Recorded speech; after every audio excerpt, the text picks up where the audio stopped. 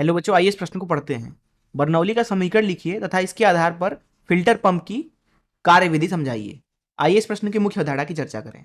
मुख्य अवधारणा, हम पहले समझते हैं कि बर्नौली क्या कहते हैं।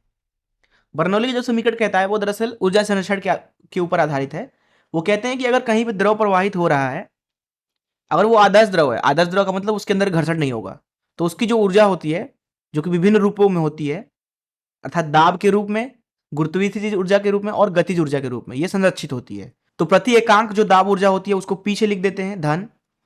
प्रति एकांक आयतन में जो गुरुत्वीय स्थितिज ऊर्जा होती है उसे रोजीएस लिखते हैं धन। प्रति एकांक आयतन में जो गतिज ऊर्जा होती है वो होती है 1/2 रो वी का वर्ग।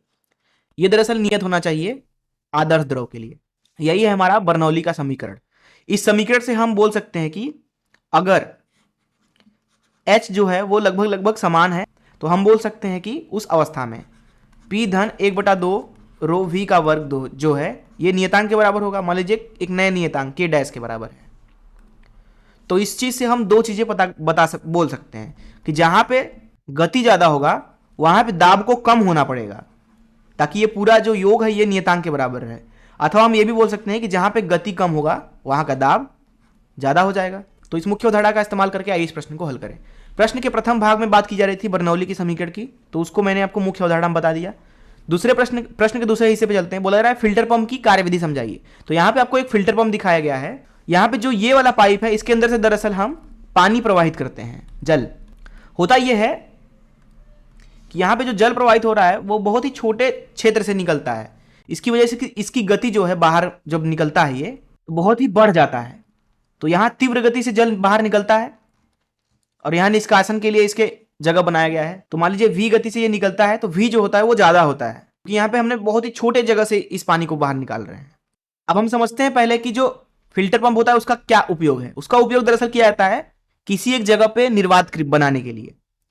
तो ये वाला जो आपको पाइप दिख रहा है इस चीज को हम किसी एक क्षेत्र से जोड़ देंगे जहां पे आपको निर्वात चाहिए। उस चीज को समझने से पहले हम यहाँ पे समझते हैं कि ये किस तरह से कार्य करता है। आप यहाँ पे देख सकते हैं कि जो ये जल आ रहा है यहाँ इस छोटे क्षेत्र से बहुत ही तीव्र गति से बाहर निकलता है तो यहाँ की गति ज्यादा हो गई। अब यहाँ की जब गति ज्यादा हो गई तो यहाँ पे दाब जो है वो कम हो जाएगा क्योंकि जहां पे गति ज्यादा होता है वहां पे दाब कम होता है बर्नौली के सिद्धांत के अनुसार। अब जब दाब यहाँ पे कम हो गई तो यहाँ जो बाहर निकल रहा है दरअसल इसके साथ क्या होता है, हवा भी निकल जाता है और पानी भी। तो क्या होगा, यहाँ जो ये पूरा क्षेत्रफल है यहाँ पे दरअसल जो दाब है वो कम हो गया। अब दाब जब कम हो गया तो इधर से हवा अंदर घुसने की कोशिश करेगा। तो हम क्या करते हैं कि इस चीज को जोड़ देते हैं उस जगह से जहां पे आपको निर्वात चाहिए।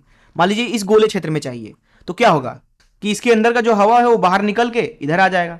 इसकी वजह से इधर जो है आराम से निर्वात बन सकता है। हालांकि पूरी तरह से निर्वात नहीं बन पाता लेकिन काफी हद तक दाब हम कम कर पाते हैं इस प्रक्रिया से। और जब हमारा काम हो जाता है तो इसको हम यहाँ पे बंद कर देते हैं।